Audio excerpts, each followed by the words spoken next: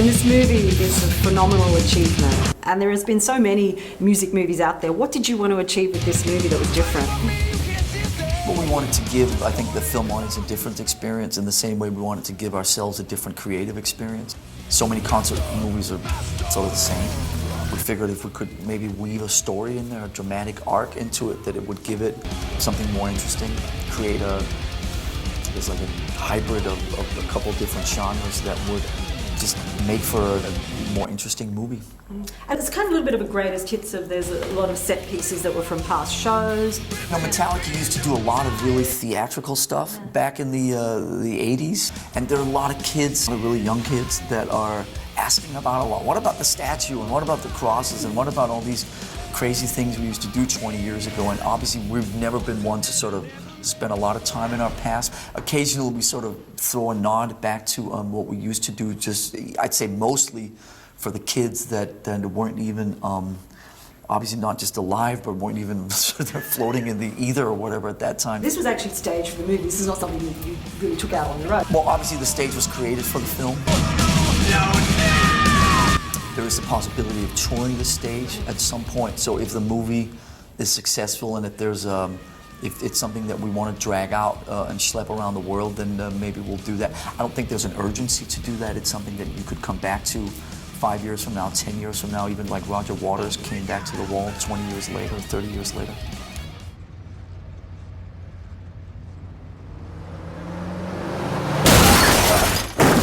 We have to describe him as the ultimate roadie that will go through any length for the band. Is that how you saw this character?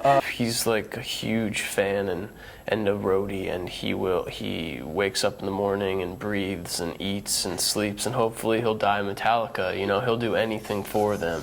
So he wants to watch the concert, ideally, but he kind of gets pulled away right away and sent on this errand and to get a bag for the band. And yeah, you know, he has to overcome all sorts of crazy obstacles, but for him it's worth it. You know, he's a huge fan and he'll do anything to accomplish this for the band. And I know you've done films before, but what was it like sort of having all the cameras around and having to do this for like Imax and that?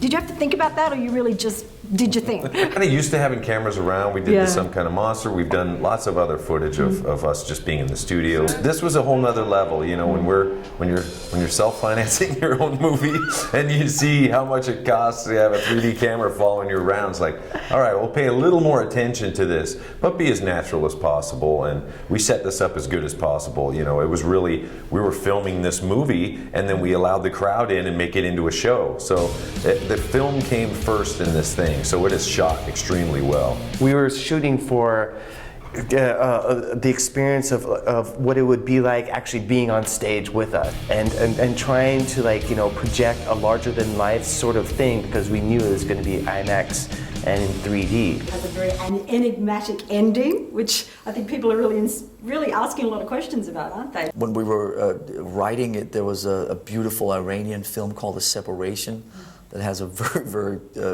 an ending, you know, where you go through the courtroom and just as the judge is about to give his statement on which household the little girl should go, to his mother's house or to her mother's house or to her father's house, the movie ends. And you spend days with this, wondering, and I'm not even beginning to put our movie in the same category as that, but it was so cool, and if people can spend some time pondering what this movie is about and how it ends and what it means, then I think that's a good thing. You got a truck that's out of gas in the city, you gotta find it, and we got something the band needs tonight, okay? So get them back and you know what to do. I mean, you've done so many movies. How does this compare being in this film with these guys? I mean, this is the most unique, one-of-a-kind, undeniably cool experience that I'm sure I will ever have. And are you a big Metallica fan? Well, yeah, I mean, I totally am. Especially like after the experience, you know, like seeing the show and seeing what they do for the fans and, you know, getting to know the guys and just seeing the whole thing. I mean, it's hard to leave that experience not being a huge fan.